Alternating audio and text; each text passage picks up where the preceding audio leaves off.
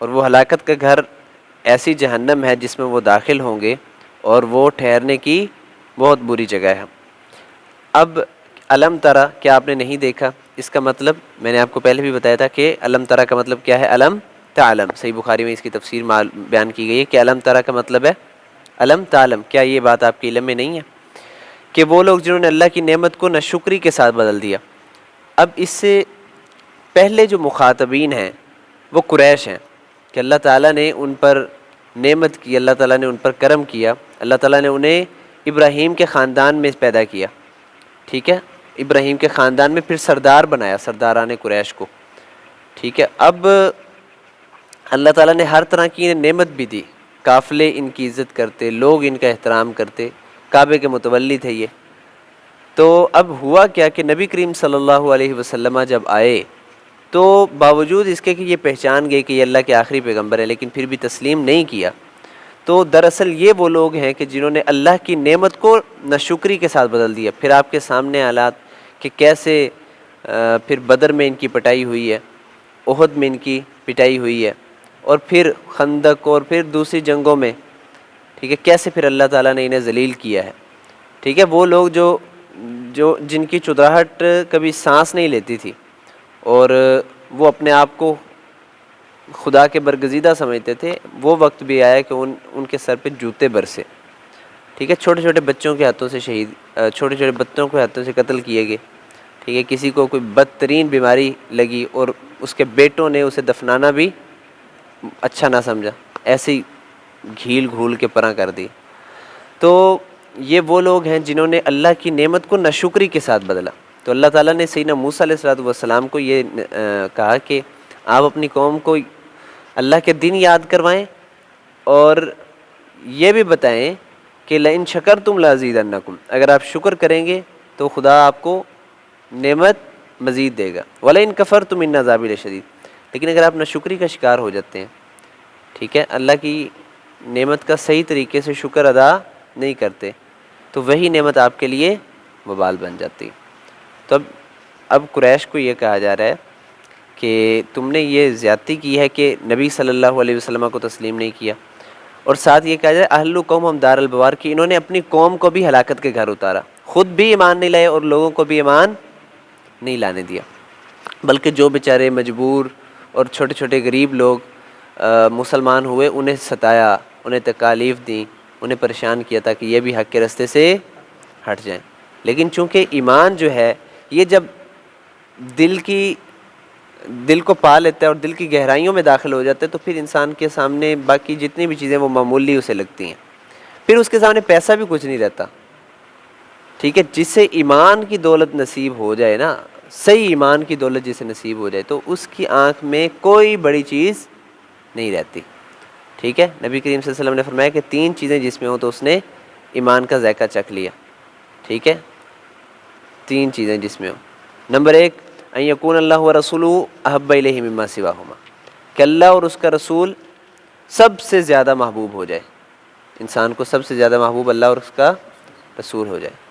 اور دوسری چیز آپ نے فرمایا کہ انسان کو کفر میں جانا اسلام کے بعد ایسے ہی ناپسند ہو جیسے انسان کو آگ میں ڈال دیا جائے، تو یہ کیفیت پیدا ہو جائے تو انسان ایمان کا مزہ چکھتا ہے۔ اور تیسری آپ نے فرمایا ان یحب المرء لا یحبہ الا للہ، کہ انسان کسی شخص سے صرف اللہ کی رضا کے لیے محبت کرے، ٹھیک ہے۔ اور یہ محبت یہ وہ گیئزم والی محبت نہیں ہے، ٹھیک ہے، کہ جس میں انسان کی اپنی لسٹ شامل ہوتی ہے اور انسان کی ناپاک عزائم اس میں شامل ہوتے ہیں، بلکہ حدیث شریف میں فرمایا رجلان تحابا فی اللہ اجتمع علیہ وتفرقا علیہ، کہ وہ 2 بندے، 2 آدمی جو اپنی سمجھ بوجھ والی عمر میں ہیں اور وہ اللہ کی رضا کے لیے ایک دوسرے سے محبت کرتے ہیں، جمع ہوتے ہیں تو محبت اللہ کی پہ ہوتے ہیں، اور جدا ہوتے ہیں تو اللہ کی محبت پہ جدا ہوتے ہیں۔ اس کا مطلب یہ ہے کہ ان کا تعلق اللہ کی محبت کی وجہ سے ہوتا ہے۔ اگر ان میں سے کوئی اللہ کی نافرمانی والا کام کرتا ہے تو وہ اسے سمجھاتا ہے، وہ نہیں سمجھتا تو وہ اس سے جدائی اختیار کر لیتا ہے، تو یہ اللہ کی رضا کے لیے محبت ہے، ٹھیک ہے۔ جیسے ہم علماء سے محبت کرتے ہیں، جیسے ہم اولیاء اللہ سے محبت کرتے ہیں، ٹھیک ہے، تو جیسے ہم نبی کریم صلی اللہ علیہ وسلم اور انبیاء سے محبت کرتے ہیں، تو یہ کیا ہے؟ اللہ کی رضا کے لیے محبت ہے، ٹھیک ہے جی۔ تو یہ ایمان کا ذائقہ ایسے بندے کو نصیب ہوتا ہے. ٹھیک ہے, تو اللہ تعالیٰ نے کیا فرمایا کہ آپ شکر کریں تو اللہ تعالیٰ آپ کو زیادہ دے گا, نہ شکری کریں گے تو اللہ کا عذاب بہت سخت ہے. اب یہاں کہا جا رہا ہے اہل قوم دار البوار, کہ سرداران نے خود بھی ایمان نہیں وہ لائے اور اپنی قوم کو بھی اس طرف نہیں آنے دیا, اور اپنی قوم کو ہلاکت کے گھر کی طرف اتار دیا, اور وہ کیا ہے, جہنم ہے جس میں وہ داخل ہوں گے, اور وہ بہت بری جگہ ہے, وہ بہت بری جگہ ہے. اب ایک تو عذاب انسان کو جہنم میں ہوگا, اور اسی طریقے سے قبر میں بھی عذاب ہوتا ہے انسان کو, اور قبر کا عذاب احادیث میں بالکل ثابت ہے. نبی کریم صلی اللہ علیہ وسلم 2 قبروں کے پاس سے گزرے, صحیح بخاری کی روایت ہے, آپ نے فرمایا ما یعذبان فی کبیرن, انہیں کسی بڑی وجہ سے عذاب نہیں ہو رہا. ٹھیک ہے, ایک فرمایا کہ لا یستنزہ من البول, کہ وہ پیشاب کے چھینٹوں سے نہیں بچتا تھا, اپنے پیشاب کے چھینٹوں سے. جانور کے پیشاب کے چھینٹے اگر لگ جائیں تو انسان کے کپڑے ناپاک نہیں ہوتے. ٹھیک ہے, بعض الناس کہتے ہیں جی کہ جانور کے چھینٹے پیشاب کے لگ جائیں تو انسان کے کپڑے ناپاک ہو جاتے ہیں, تو ایسی کوئی بات نہیں ہے. وہ جانور جو معقول اللحم ہے, جن کا گوشت کھایا جا سکتا ہے, تو ان کے پیشاب کے چھینٹے بھی اثر انداز نہیں ہوتے, انسان نماز پڑھ سکتا ہے. ٹھیک ہے, تو ایک فرمایا وہ بندہ جو اپنے پیشاب سے نہیں بچتا تھا, اور دوسرا جو چغلی کیا کرتا تھا. لیکن ان دونوں کی وجہ سے آپ نے فرمایا کہ انہیں عذاب ہو رہا ہے, اور آپ نے ایک شاخ لٹکا دی, ایک کوئی ہری شاخ تھی, آپ نے وہاں رکھ دی. فرمایا کہ مجھے اللہ سے امید ہے کہ جب تک یہ خشک نہیں ہوتی تو ان کے عذاب میں کمی کی جائے گی. اور نبی کریم صلی اللہ علیہ وسلم نے فرمایا کہ انسان کو عذاب ہوتا ہے قبر میں, اور اگر آپ کو وہ عذاب دکھا دیا جائے یا سنا دیا جائے تو آپ اپنے مردوں کو دفنانا چھوڑ دیں. نبی کریم صلی اللہ علیہ وسلم نے فرمایا کہ قبر جو ہے وہ آخرت کی منازل میں سے پہلی منزل ہے. تو یہی سمجھو حشر ہے, جو فوت ہو گیا اس کی قیامت تو قائم ہو گئی. تو اب وہ بندہ جس کے گناہ اتنے ہیں کہ اس کی ظاہر ہے کہ اسے سزا مل گئی قبر میں ہی, اس کا وہ حساب کتاب پورا ہو گیا, تو ہم امید رکھتے ہیں کہ اللہ تعالیٰ وہاں آگے اسے معاف فرما دیں گے. ٹھیک ہے, لیکن اس کی کیا کلی ڈیٹیل ہے اس کا ہمیں نہیں پتہ. ہاں یہ پتہ ہے, اس لیے ہم ہر نماز میں نبی صلی اللہ علیہ وسلم نے ہمیں جو دعا سکھائی ہے, اللہم انی اعوذ بک من عذاب القبر واعوذ بک من عذاب جہنم, فرمایا کہ اے اللہ میں قبر کے عذاب سے بھی تیری پناہ مانگتا ہوں, اور جہنم کے عذاب سے بھی تیری پناہ مانگتا ہوں. تو یہ قبر بھی بڑا مشکل مرحلہ ہے.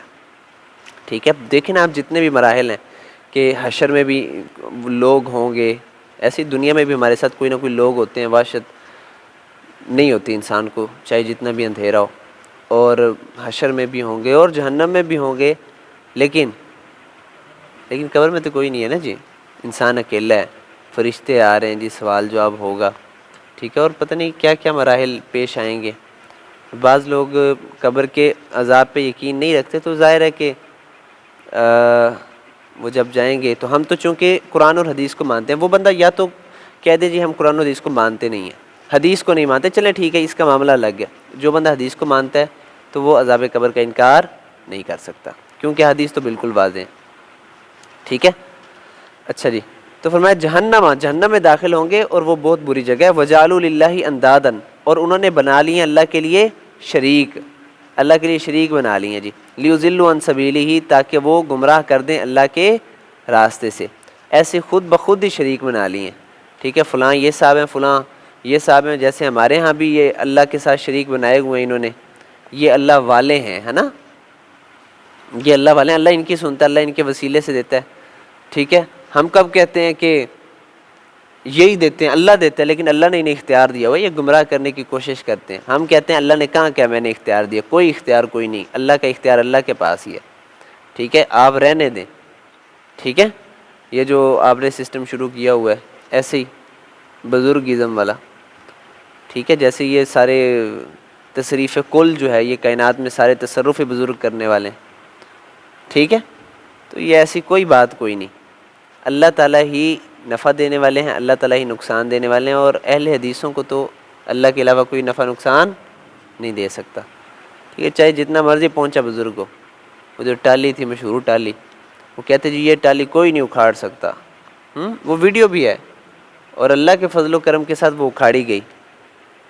تو اہل حدیث جو ہوتے ہیں وہ بہت بڑے بابے خود ہی ہوتے ہیں, یہ خود بہت پہنچی ہوئی سرکاریں ہوتی ہیں ساری, تو ان کے سامنے کوئی بابا ٹک نہیں سکتا، وہ چاہے جتنا مرضی، بلکہ بابا بزرگ حضرات انہیں دیکھتے ہی کہتے ہیں تو وہابی ہے نا، تو وہابی ہے تاں واسطے تو ساڈی میں تعظیم نہیں کر رہا ہے ہیں، جڑی تعظیم ساڈے جاہل لوگ کرتے ہیں ساڈی، وہ تو نہیں کر رہا چونکہ تو وہابی ہیں۔ ہاں بالکل اسی وہابی ہیں، واقعی اسی کام نہیں کرتے، اسی تے تعظیم کریں گے کہندی قرآن تے حدیث دی، ٹھیک ہے۔ جیڑا بندہ قرآن تے حدیث دی تعظیم نہیں کرتا ان دے ساڈے تے ان دی تعظیم فرض نہیں، بلکہ اسی بدعت والے دی، بدعت والا بندہ، نبی کریم صلی اللہ علیہ وسلم نے فرمایا من وکر صاحب البدعتی فقد اعان علی ہدم الاسلام، کہ جیڑا بندہ کسی بدعتی دی عزت ان دی بدعت کے باوجود بھی کردا ہے، ٹھیک ہے، تو انہیں گویا کہ اسلام نو ٹان دے وچ مدد کیتی،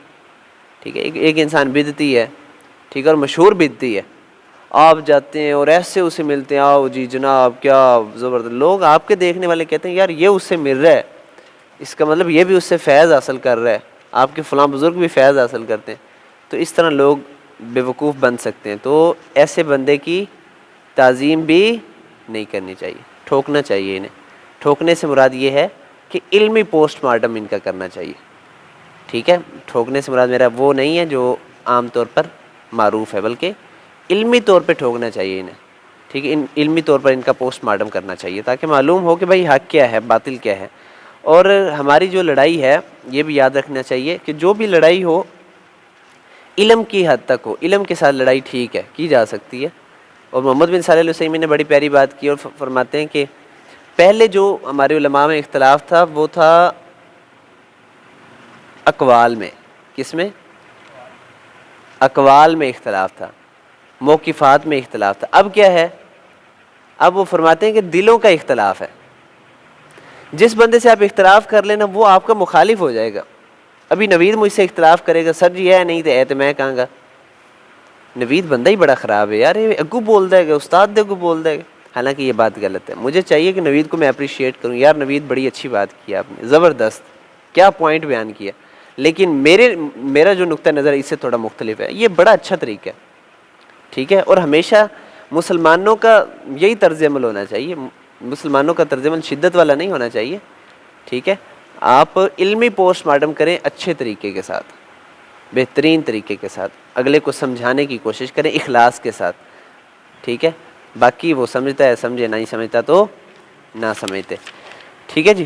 تو فرمایا کہ تاکہ وہ اللہ کے راستے سے گمراہ کریں، کل تمتعوا، کہہ دے کہ تم فائدہ حاصل کرو، فإن مصیرکم الی النار، فائدہ اٹھاؤ، تمہارا ٹھکانہ کیا ہے؟ آگ ہے۔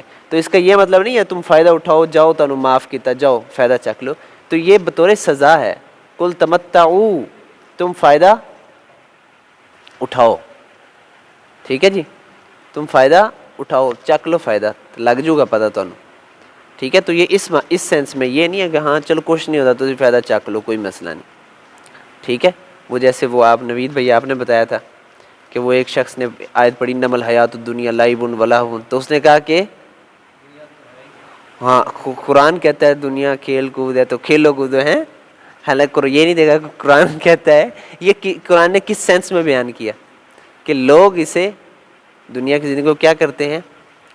کھیل کود میں استعمال کرتے ہیں، ٹھیک ہے۔ لائب ہے، لہو ہے، زینت ہے، تفاخر ہے، تکاثر فی الاموال والاولاد، یہ تو بری چیزیں ہیں، یہ جو بری خصلتیں بیان کی ہیں نا اس میں، ٹھیک ہے، کہ انسان تفاخر کرتا ہے اس میں، تکاثر فی الاموال والاولاد، کہ میرے پاس مال ہے، ٹھیک ہے، فخر ہے اس میں، ٹھیک ہے جی۔ ایسے حالانکہ آخر میں آیت میں فرمایا کہ کمثل غیث اعجب الکفار نباتہ، اس کی مثال ایسے ہی ہے، ٹھیک ہے، ثم تراه مصفرا ثم یجعلہ حطاما، کہ اللہ تعالیٰ اس کو ریزہ ریزہ کر دیتا ہے۔ یہ جو انسان کی بارش آتی ہے، فصل پکتی ہے، انسان خوش ہوتے ہیں تو پھر وہ ختم ہو جاتا ہے سارا کچھ، تو یہ بیان فرمایا کہ ایسے ہی ہے جیسے کھیل کود، ٹھیک ہے، بندہ کرے کچھ دیر، تو کھیل کود کتنی دیر بندہ کر سکتا ہے، ٹھیک ہے، 24 کے 24 گھنٹے تو کوئی کھیل کود نہیں نہ کر سکتا، ایسی دنیا کی زندگی ہے، کتنی کا آپ کھیل کود کر لیں گے، یہ مطلب ہے۔ تو وہ بھائی صاحب نے کیا مراد لیا؟ بھائی صاحب نے کہا کہ چلو جی کھیلو کودو ہیں، کھیلو کودو، یہ نہیں دیکھا بھی نماز دا بھی کیا ہے قرآن دے وچ، زکوٰۃ دا بھی کیا ہے،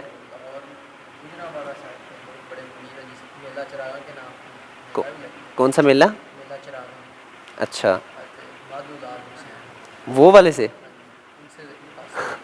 اچھا حضرت مہد اللہ حسین. تو یہ یار حضرت مہد اللہ حسین سے تو ہم بھی زیادہ سمجھدار ہیں. ٹھیک ہے, اللہ کے فضل و کرم کے ساتھ, یعنی ہم سے مراد وہ لوگ جو قرآن و حدیث کو پڑھنے والے ہیں.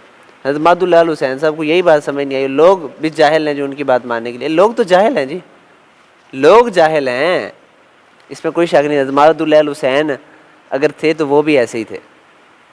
ٹھیک ہے, اس میں کوئی شک نہیں. اگر وہ انہوں نے اس سے یہی مطلب لیا تو حضرت مہد اللہ حسین صاحب بھی اس آیت کے مفہوم سے لا علم تھے, نا واقف تھے, اس میں کوئی شک نہیں ہے.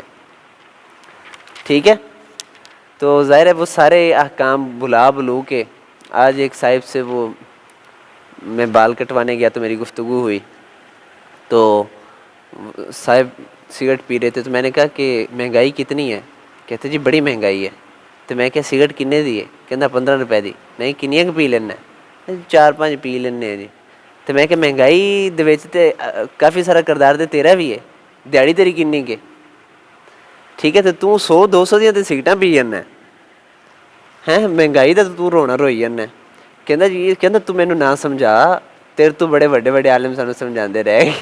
انہوں نے یہ کیا, تو دل دا بندہ صاف ہونا چاہیے. تو میرا ظاہر ویکھی جانا ہے. میں کیا کہ جو انسان دے ہانڈی چ ہوندا ہے نا وہی ڈوئی چ آندا ہے. ٹھیک ہے, ہن میں کہ ہن تو مینوں الٹا بھاشن دین لگ گیا بجائے اس دے کہ تو اپنی غلطی تسلیم کرے. ٹھیک ہے, میں کہ بھی جو ہانڈی دے وچ ہوندا ڈوئی چ تو ہی آنا ہے نا. کہندا اسی بخشے جاواں گے. ٹھیک ہے, تو سانوں کون ہونے دس؟ میں کہ بھی بالکل تسی بخشے جاؤ گے. یہودی بھی یہی کہندے سی بھی اسی بالکل بخشے جاواں گے. ٹھیک ہے, نحن ابناء اللہ و احباؤہ. ٹھیک ہے, تے عیسائی بھی یہ کہندے سی بھی اسی تے حضرت عیسیٰ ساڈے واسطے سولی لٹک گئے. ہن تے اسی معاف ہے سارے. تو میں کہ آپاں بھی وہی گلاں کیتی جانیاں. نہیں سائیں بخشوائے گا سانوں. میں کہ سائیں نے سائیں دے طریقے تے بھی عمل کرنا ہے کہ نہیں؟ ٹھیک ہے, سائیں میں کہ بالکل سفارش کرے گا. ٹھیک ہے, لیکن جہنم دی اگ دے وچ کئی لوگ چلے جان گے, اس تو بعد سفارش قبول ہوئے گی. ٹھیک ہے, تو میں کہ بھی اتنے ہوں پامبڑ مچا کے تینوں سٹیا جاوے تو کنے 5 منٹ برداشت کر لیں گا؟ نہیں کر سکتا نا. تو میں کہ سائیں دی سنت تے بھی عمل کر. سائیں دا چہرہ میں کہ اوویں سی جویں تیرا, یا سائیں دا کردار کم از کم میں کہ تو خیر نہیں کر سکتا تو برا کام بھی نہ کر. ٹھیک ہے, تو وہ مثلاً یہ کہ لوگ انہوں نے اپنے ہی بت پالے ہوئے ہیں. ٹھیک ہے, باطل عقائد, باطل چیزاں, باطل نظریات. ٹھیک ہے جی, تو اللہ تعالیٰ نے کی فرمایا کل تمتعوا فإن مصیرکم الی النار, کہ آپ فائدہ اٹھا لیں, آپ کا ٹھکانہ کیا ہے؟ آگ ہے. یعنی میں ان لوگوں کا نہیں کہہ رہا کہ یہ سارے لوگ آگ میں جائیں گے, یہ تو کفار کے بارے میں ہے. اللہ تعالیٰ امید ہے کہ مسلمانوں پر اپنا کرم